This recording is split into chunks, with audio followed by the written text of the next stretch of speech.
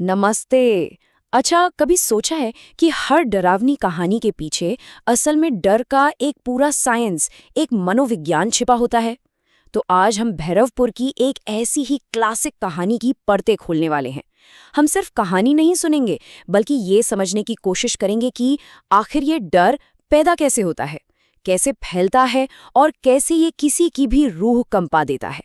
तो चलिए भैरवपुर के उस खौफ का विश्लेषण शुरू करते हैं। तो भैरवपुर की पूरी कहानी की शुरुआत बस एक फुसफुसाहट से होती है।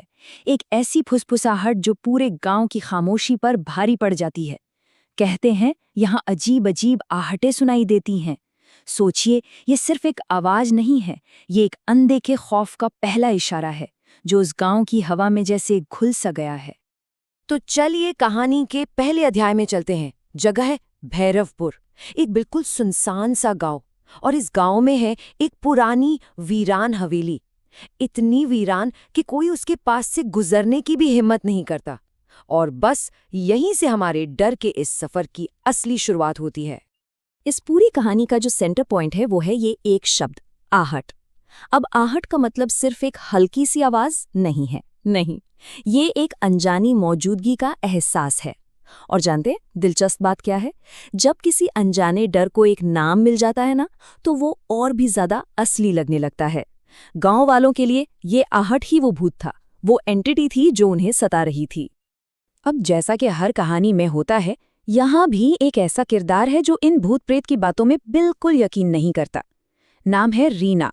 वो तो बस मजाक मजाक में एक शर्त पर हवेली में चली जाती है, लेकिन फिर कुछ ऐसा होता है जो उसका सारा यकीन तोड़ देता है।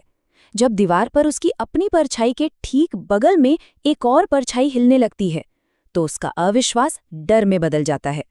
ये थी डर की पहली दस्तक, वो पल जहां सारा लॉजिक, सारा तर्क खामोश हो जाता है। यहाँ से ना बात और भी दिलचस्प हो जाती है, क्योंकि डर कभी भी सिर्फ एक इंसान तक सीमित नहीं रहता। ये तो एक आग की तरह फैलता है और देखते ही देखते पूरा का पूरा गांव इसकी चपेट में आ जाता है। मतलब एक पर्सनल एक्सपीरियंस से ये एक सोशल फिनोमेनॉन बन जाता है। तो चलिए देखते हैं कि ये आहट कैसे अलग अलग लोगों के सामने अपने अलग अलग चेहरे दिखाती है। रीना का किस्सा हवेली पर खत्म नहीं हुआ। उसे लगा वो बच निकली, पर ऐसा नहीं था। अब वो आहट उसके घर तक पहुंच चुकी थी। सोचिए, रात का वक्त और उसके अपने कमरे में किसी के चलने की धीमी धीमी आवाज जो उसे सोने नहीं देती। असली हॉरर तो तभी शुरू होता है ना, जब डर हमारी सबसे सेफ जगह, हमारे अपने घर में घुस आता है। फिर कहानी आती है रघु की, जो गांव का नाई है। अब उसके लिए डर सिर्फ एक आवाज नहीं था, नहीं, उसे तो साक्षात एक सफेद साया दिखा, और उस साए की आंखें हरी चमक रही थीं। ये नजारा उसे पागलपन की हद तक डरा देता है। मतलब अब डर सिर्फ सुनाई नहीं दे रहा था, वो दिखाई भी देने लगा था। और स्कूल मास्टर अनिरुद्ध का क्या? वो तो इन सब बातों को अंधविश्वास कहकर उड़ा देता था, लेकिन उससे भी नहीं बख्शा गया। उसके कान में एक ठंडी सी फुसफुसाहट गूंजती है, तू बच नहीं पाएगा। ये दिखाता है कि डर सिर्फ फिजिकल नहीं है, ये साइकोलॉजिकल भी है। ये सीधे हमारे दिमाग पर, हमारे मन पर हमला करता है। और ये सिलसिला यहीं नहीं रुका। सावित्री, मोहन, अमर, एक एक करके गांव का हर घर इस अनदेखे डर की चपेट में आ गया। किसी को आंगन में काली साड़ी वाली औरत दिखती, किसी को जंजीरें अपने आप हिलती हुई नजर आती, तो बस ड्राइवर अमर को अपनी खाली बस में कोई बैठा हुआ दिखता। सोचिए, सबके एक्सपीरियंस अलग थे, लेकिन उन सबका डर एक ही था, आहट। देखिए, जब डर हद से ज्यादा बढ़ जाता है ना, तो लोग हाथ पर हाथ धरे नहीं बैठे रह सकते। तब डरने की जगह जांच शुरू होती है। तो अब हमारी कहानी भी डर से निकलकर सच्चाई की खोज की तरफ मुड़ती है। और इस जांच के लिए आते हैं डीसीपी अरविंद, एक रैशनल आदमी जो इन सब बातों को अंधविश्वास कहकर खारिज कर देता है। पर हवेली में उसके साथ भी कुछ ऐसा होता है जो उसे हिला देता है। उसे महसूस होता है कि किसी अनदेखे हाथ ने उसके कंधे को छुआ है और उसे तहखाने की ओर जाने का इशारा किया है।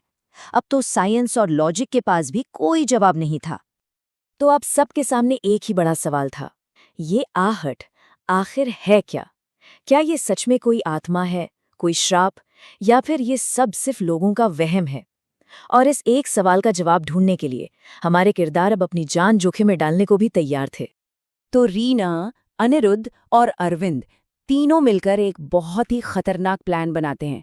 उन्हें वापस वहीं जाना होगा, डर के केंद्र में, उसी हवेली में।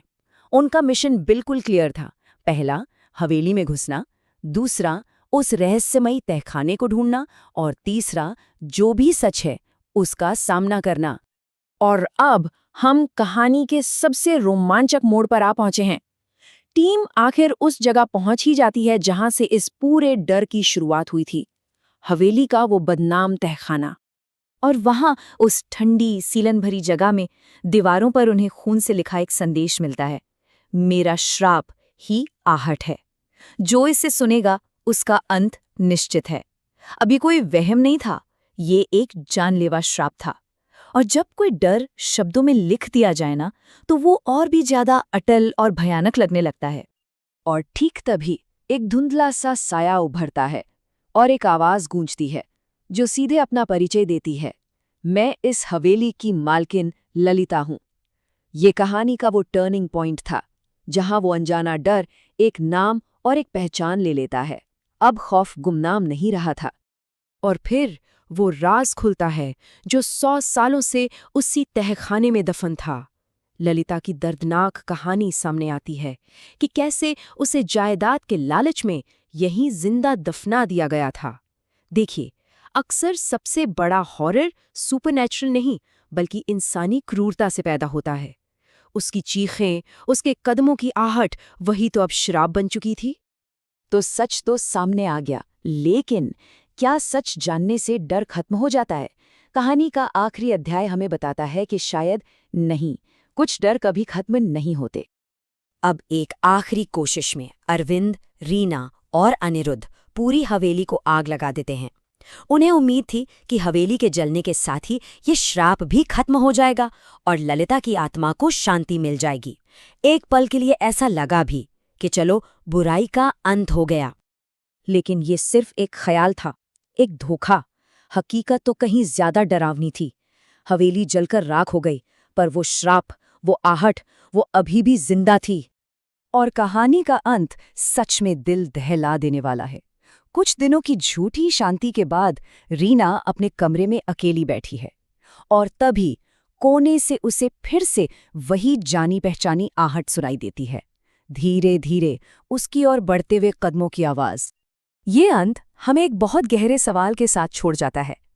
क्या किसी डर के जड़ को खत्म कर देने से डर खुद ब खुद खत्म हो जाता है, या फिर डर एक ऐसी आहट है जो एक बार हमारे मन में बस जाए तो फिर हमेशा हमारे पीछे चलती रहती है, एक गूंज की तरह?